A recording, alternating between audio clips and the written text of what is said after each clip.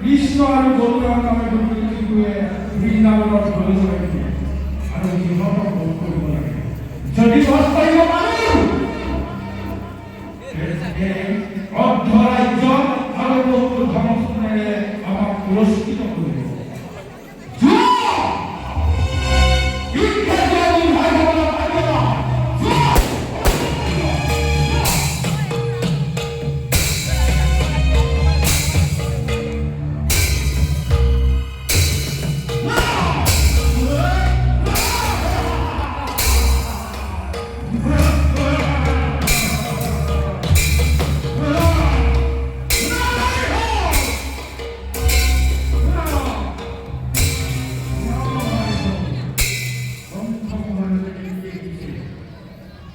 কৃষ্ণ আৰু বলোৰাম নামেৰে দুটি শিশুৱে বৃন্দাবনত প্ৰদূষণ কৰে আৰু সিহঁতক যদি ভোগ কৰিব পাৰোঁ আমাক ধন গুণেৰে আৰু অৰ্ধৰাজ্য প্ৰদান কৰিব।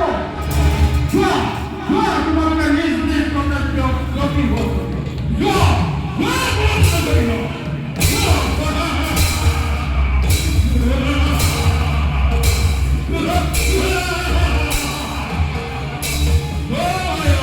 Come on!